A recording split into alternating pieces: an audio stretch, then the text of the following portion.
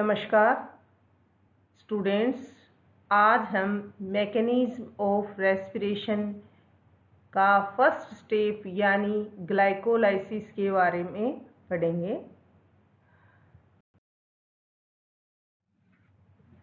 Common pathway of respiration में respiration की जो प्रक्रिया है वो विभिन्न केमिकल रिएक्शंस की चेन्स के द्वारा संपन्न होती है, जिसमें मुख्य रूप से उसको निम्न स्टेप्स के अंदर हम दो मेजर फेजेस के अंदर डिवाइड कर सकते हैं, ग्लाइकोलाइसिस, क्रेब्स साइकिल्स, और तीसरा होता है इसके अंदर इलेक्ट्रॉन ट्रांसपोर्ट सिस्टम। इस प्रोसेस के अंदर सबसे पहले ग्लाइकोलाइसिस में ग्लूकोज से पायरिक एसिड का फॉर्मेशन होता है और ये प्रक्रिया जो होती है साइटोप्लाज्म के अंदर होती है। During the process of respiration, carbohydrate converted into pyruvic acid through a series of enzymatic reactions. This series of reactions हैं, उनको हम क्या कहते हैं? ग्लाइकोलाइसिस कहते हैं, जो कि साइटोसोल या साइटोप्लाज्म के अंदर संपन्न होती है। अब उसके बाद जैसे ही पायरिक एसिड बनता है वो माइटोकॉन्ड्रिया के अंदर एंटर करता है, जहाँ पर बहुत सारे एंजाइम्स उन रिएक्शंस को कैटालाइज करते हैं और पायरिक एसिड अल्टीमेटली CO2 और वाटर में कन्वर्ट हो जाता है। इस तरह की एंजाइमेटिक रिएक्शंस को हम बोलते हैं क्रेब्स साइकिल्स। किसके नाम पर? इसके डिस्कवरर थे सर हैंस क्रेब्स, जिनको नोबेल प्राइज मिला था 1953 में। और इस साइकिल को हम TCA try carboxylic acid cycle और सिट्रिक एसिड साइकिल भी कहते हैं।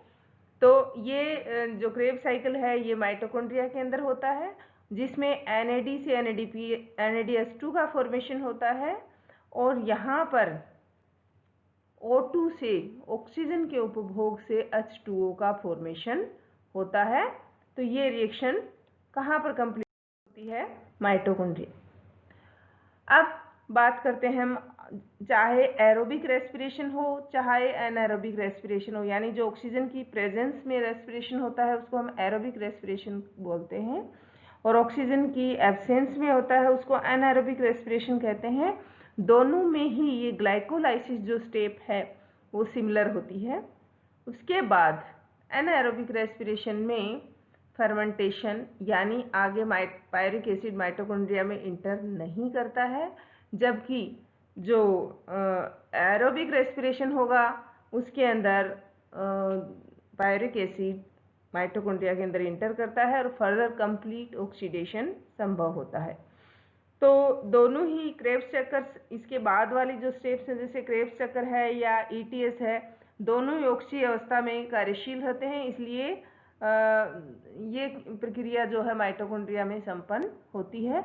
और बाकी अनाक्षी श्वसन जो होता है, एनारोबिक रेस्पिरेशन जो होता है, उसके लिए ऑक्सीजन की आवश्यकता नहीं पड़ती, इसलिए ये साइटोप्लाज्म या साइटोसोल में ही हो जाता है। ग्लाइकोलाइसिस, जैसा कि शब्द से ही हमें पता चल रहा है, ग्लूकोज का लाइसिस, ग्लाइकोलाइसिस मतलब ग्लूकोज का ब्रेकडाउन, ग्लूकोज का टूटना। यहाँ पर आप देख रहे हो ग्लूकोज। ये इस प्रक्रिया की खोज सबसे पहले एमडेन, मेयर ऑफ एंड पारनास ने की थी। एमडेन, मेयर ऑफ, पारनास, यानी तीनों साइंटिस्ट के नाम पर ही इसको तीनों के फर्स्ट लेटर नाम में काम में लिए EMP, Embden, Meyerhof, Parnas pathway, EMP pathway भी बोलते हैं। इसके अंदर इस साइकिल के अंदर क्या होता है? ग्लूकोज का एक अणु जो है विभिन्न रिएक्शंस के थ्रू अल्टीमेटली किसमें दो मॉलिक्यूल किसके बना लेता है? पायरिक एसिड के बना लेता है, और तथा हाइड्रोजन के 4 एटम मुक्त होते हैं। यहाँ पर ये NADH2 का फॉर्मेशन होता है, तो यहाँ पर हाइड्रोजन एटम मुक्त होते हैं जो कि आगे ETS में इंटर करके 3 ATP का फॉर्मेशन कर देते हैं। ग्लाइकोलाइसिस की सभी रिएक्शन साइटोप्लाज्म में होती हैं, ऑक्सीजन की इसके लिए आवश्यकता नहीं पड़ती। तो सबसे पहले हम इसको अगर समराइज करें तो हेक्सो सुगर्स यानी C6H12O6 ग्लाइकोलाइसिस से बनाती है पायरिक एसिड, यानी 2 molecules of pyruvic acid 2C3H4O3 + 4H का फॉर्मेशन हो जाता है। इस तरह की प्रक्रिया जो है कंप्लीट प्रोसेस है वो एक चैन के रूप में कंप्लीट होता है, जिसका फर्स्ट स्टेप जो है वो है फॉस्फोराइलेशन, यानी सबसे पहले हम क्या देख रहे हैं कि यहाँ पर है ओवरऑल अगर इसको देखा जाए तो 2 स्टेप्स होती हैं इसमें, प्रिपरेटरी फेज फर्स्ट जिसको प्रिपरेटरी फेज बोलते हैं, और सेकंड फेज जो है फेज 2 यानी पे ऑफ फेज।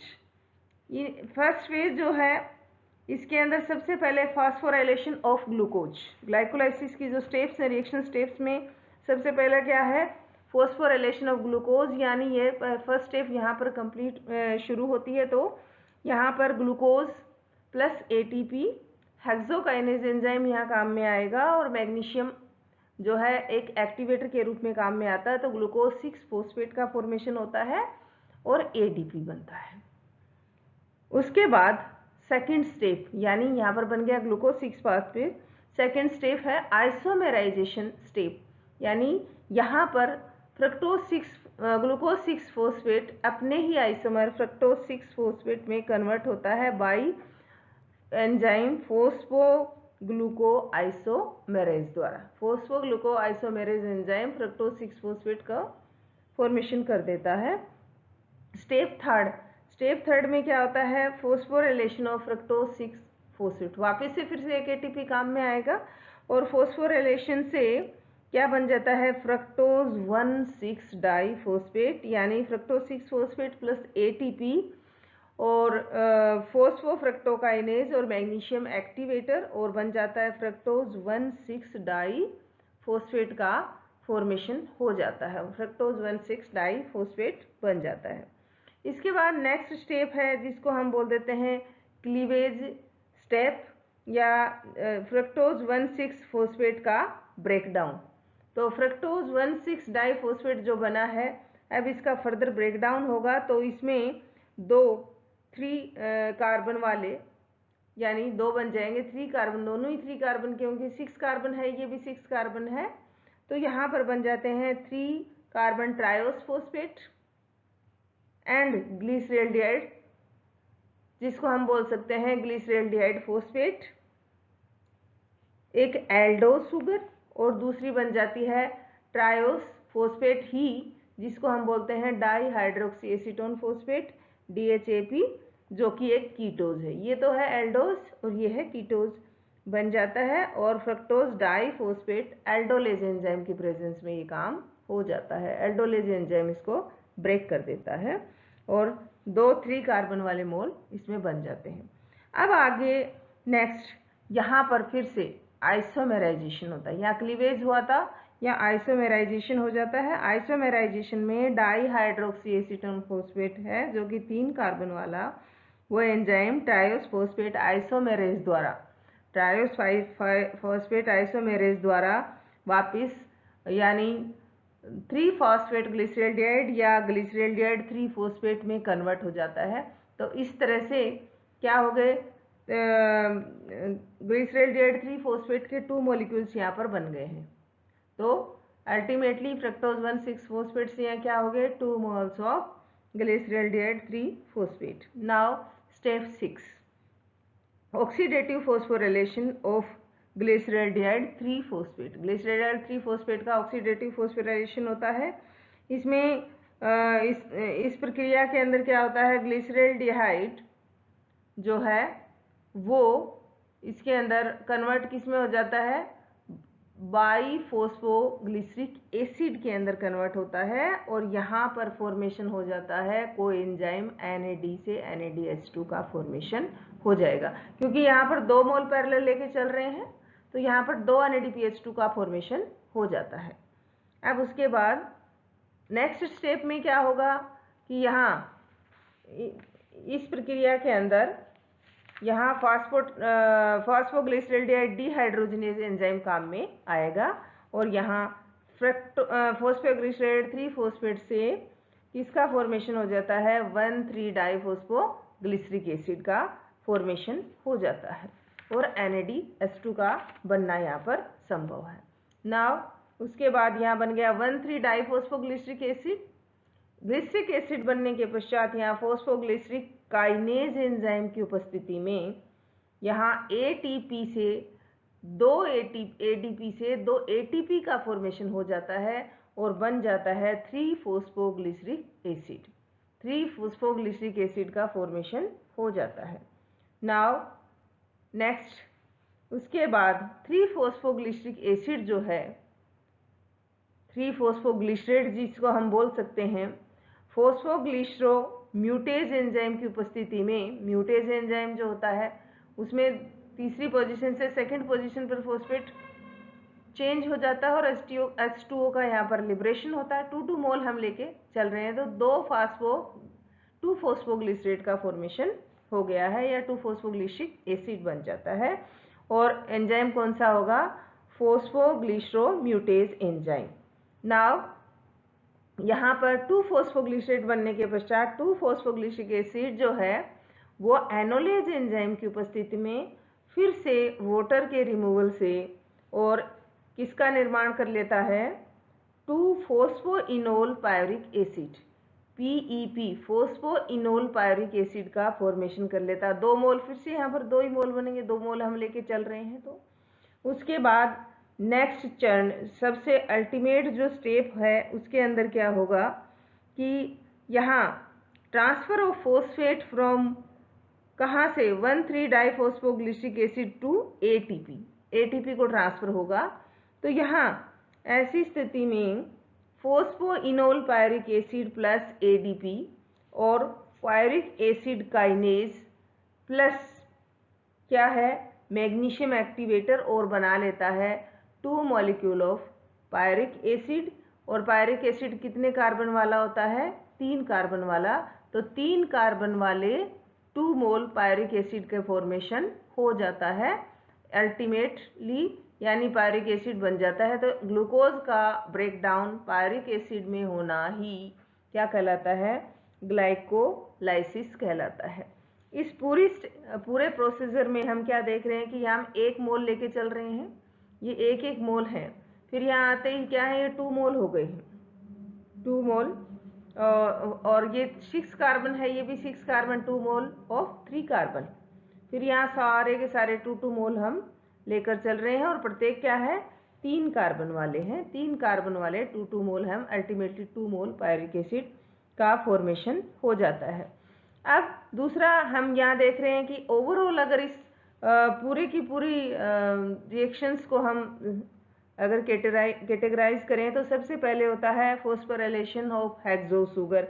तो यहाँ पर यानी फ्रक्टोज 1,6-डाइफॉस्फेट, ग्लूकोज से लेकर फ्रक्टोज 1,6 2 बार फॉस्फोराइलेशन हुआ है, तो इसलिए इसको हम बोल देते हैं phosphorylation of hexose sugar. Now फिर यहाँ फ्रक्टोज 1,6-डाइफॉस्फेट जो है उसका ब्रेकडाउन हुआ है, तो यहाँ ब्रेकडाउन ऑफ हेक्सोज शुगर। और फिर नेक्स्ट पूरी की पूरी स्टेप्स को हम क्या मान लेते हैं? यानी फॉर्मेशन ऑफ पायरिक एसिड का बनना। 3 स्टेप्स में कंप्लीट क्या हुआ? Phosphorylation of hexose sugar, breakdown of hexose sugar and formation of pyruvic acid. तो इस प्रक्रिया के अंदर हमें कौन कौन से एंजाइम काम में आएंगे? यहाँ हेक्सोकाइनेज एंजाइम काम में आएगा, यहाँ पर आएगा फॉस्फोहेक्सोआइसोमेरेज एंजाइम, फिर यहाँ फॉस्फोफ्रक्टोकाइनेज एंजाइम, फिर एल्डोलेज एंजाइम, फिर उसके बाद फॉस्फोट्राइस आइसोमेरेज एंजाइम, और यहाँ पर आ जाएगा काम ग्लिसरॉल्डिहाइड डिहाइड्रोजनेज, फिर यहाँ पर डाई फॉस्फोग्लिसरॉल्डिहाइड डिहाइड्रोजनेज एंजाइम, फिर यहाँ पर काम में आएगा फॉस्फोट्रांसफेरेज एंजाइम, और यहाँ पर आएगा फॉस्फोग्लिसरो म्यूटेज एंजाइम, म्यूटेशन हो जाता है। यहाँ पर काम में आएगा इनोलेज एंजाइम, और यहाँ पर आएगा पायरिक काइनेज एंजाइम। यहाँ अल्टीमेटली पायरिक एसिड का फॉर्मेशन हो जाता है। अब इस पूरे स्टेप में, पूरे ओवरऑल प्रोसेस में हमने क्या देखा है कि PEP से जब पायरिक एसिड बनता है तो 2 ATP बनते हैं, और दूसरा जब यहाँ जब डाइफॉस्फोग्लिसरिक एसिड से, यानी यहाँ पर कौन सी स्टेप है? जो डाइफॉस्फोग्लिसरिक एसिड से 1,3-डाइफॉस्फोग्लिसरिक एसिड से 3-फॉस्फोग्लिसरिक एसिड जब बनता है तब भी 2 ATP का फॉर्मेशन होता है। तो 2 और 2 कितने? 4 ATP बने, और यहाँ पर 1 ATP यहाँ कंज्यूम हो रहा है, तो टोटल ATP फॉर्म्ड कितने हुए? 4।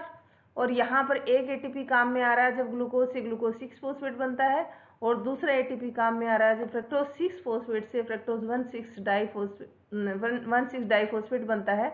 तो 2 एटीपी कंज्यूम हो रहे हैं, तो टोटल आउटपुट कितनी हो जाएगी 4 - 2, यानी 2 एटीपी फॉर्म्ड होते हैं इसमें। सबस्ट्रेट लेवल की जो एनर्जी है वो टोटल कितनी हो जाएगी 2 एटीपी। दूसरी तरफ हम क्या देख रहे हैं कि यहाँ पर हमने NADH2 का कैलकुलेशन अगर हम करते हैं, NADH2 कितने बन रहे हैं, तो NADH2 का फॉर्मेशन जो है यहाँ पर 2 मोल ऑफ NADH2 यहाँ पर बन रहे हैं, क्योंकि एक एक मोल हम लेके चल रहे हैं तो डबल मोल हो गए तो 2, और एक NADH2 जब ETS में प्रवेश करता है तो कितने एटीपी बनेंगे 3, तो 2 से कितने हो जाएंगे टोटल 3 × 2 6 6, और 2 पहले सबस्ट्रेट लेवल की एनर्जी टोटल एटीपी अगर ग्लाइकोलाइसिस के हम कैलकुलेट करें तो कितने आएंगे 8 एटीपी लिबरेट होते हैं, टोटल 6 + 2 यानी 8 एटीपी। तो अगर सबस्ट्रेट लेवल की एनर्जी का हम बात करते हैं तो उसमें total net gain of ATP कितना हो जाएगा 4 - 2 यानी 2 एटीपी।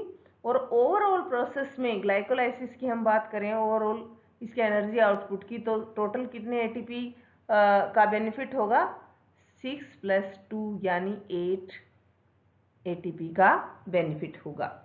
अब उसके अलावा इसके अंदर अगर बैलेंस शीट हम पूरा इसका बनाएं तो रिएक्शन किस तरह से हो जाएगी, glucose +2 ATP +2 PI +2 NAD +2 hydrogen ion +4 ADP, तो बन जाएंगे लास्ट में 2 पायरिक एसिड या pirate +2 hydrogen ion +4 ATP +2 H2O। H2O आप देख ही रहे हो यहाँ पर निकल रहे हैं, तो 2 H2O और +2 NADH2 और +2 ADP, यानी ये इसका क्या इसमें हमने काम में लिया और क्या इसका प्रोडक्ट बना वो हम देख लेते हैं। एटीपी कितना जनरेशन हुआ, वाटर के मॉलिक्यूल्स कितने जनरेट हुए हैं, और NADH2 कितना बना है। इसलिए इसके अंदर 3 चीज़ें साइमल्टेनियसली ग्लाइकोलाइसिस के अंदर काम में आ रही हैं, 3 बातें घटित हो रही हैं। कौन कौन सी, glucose is oxidise to pyruvic acid, glucose जो है वो किस में ऑक्सीडाइज हो रहा है, पायरिक एसिड के अंदर ऑक्सीडाइज हो रहा है। और दूसरा क्या है इसके अंदर, NAD जो है वो रिड्यूस किस में हो रहा है, NADH2 में हो रहा है। और तीसरे क्या है, ADP के साथ फॉस्फेट जुड़कर ATP का फॉर्मेशन हो रहा है। तो ग्लाइकोलाइसिस की इवेंट में क्या क्या बातें हुई, ग्लूकोज का ऑक्सीडेशन, NAD का रिडक्शन और ADP का फॉस्फोराइलेशन। इस प्रकार से यानी यहाँ पर हमने क्या देखा, एनर्जी आउटपुट के बारे में देखा, 8 ATP का टोटल बेनिफिट होता है, यानी 2 ATP pure benefit of during glycolysis और 6 ATP after the entry of NADH2 into ETS में प्रवेश करने के पश्चात यहाँ पर फिर आगे का ऑक्सीडेशन होगा। तो ये हमने ग्लाइकोलाइसिस के बारे में अभी पढ़ा। ग्लाइकोलाइसिस यानी लाइसिस ऑफ ग्लूकोज, जिसको एम्डन-मेयर-हाफ पारानास पाथवे भी बोल देते हैं, EMP एम्डन-मेयर-पारानास पाथवे, जिसमें महत्वपूर्ण इवेंट्स क्या क्या हो रही हैं, फॉस्फोराइलेशन हो रहा है, फिर कहीं आइसोमेराइजेशन हो रहा है, कहीं हेक्सो शुगर का ब्रेकडाउन हो रहा है, कहीं क्लीवेज हो रहा है फ्रक्टोज 1,6 डाइफॉस्फेट का, और कहीं ऑक्सीडेशन हो रहा है ग्लिसरॉल्डिहाइड 3 फॉस्फेट का। अब उसके बाद transfer of phosphate from 1,3 diphosphoglyceric acid to ADP, और फिर आइसोमेराइजेशन हो रहा है, डिहाइड्रोजिनेशन, ये सारे इवेंट्स इसमें हो रही हैं, और अल्टीमेटली किसका फॉर्मेशन हो रहा है, पायरिक एसिड।